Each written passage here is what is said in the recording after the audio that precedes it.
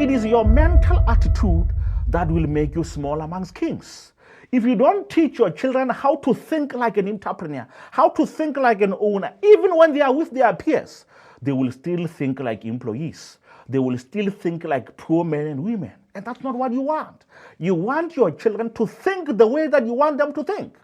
It's a lie. It's a lie that you don't program human beings. You need to program your children to have those values, to have those very same kinds of mindsets and thinking that you have, that has enabled you to achieve all of those things that you have achieved. Now remember this, that you don't have to wait until your child is 18 for you to teach them leadership. No. It starts with those small things.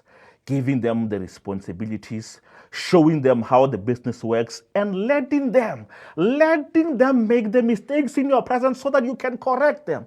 Letting them mess up so that you can correct them. Not in your absence. You can't do mentorship when you are no longer there. When you are in the grave, nothing that you are going to say in the grave will matter. What matters is what you said before you went in the grave, because when you are in the grave, you won't get any opportunity. You won't get any opportunity for you to correct anything. Your children, you give them your responsibility. Number 2, you show them how the business works. And then number 3, you let them make those decisions for themselves. You let them and you see, or no, have my children learned? Did they learn those lessons that I wanted them to learn? Or are they still thinking like they are in chains?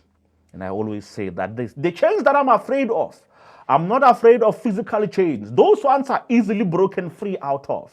But the chains that chain you and I and our thinking, those ones are very dangerous. Those ones I'm afraid of. Because even if you give the man who is in chains, if you give the man who is imprisoned by his thinking, even if you give them money, they will still act like a slave. Even if you give them everything and you put it on the silver platter for them to eat, they will still think like a slave because you gave them things, but you never gave them the mindset and the mentality that allowed you to have those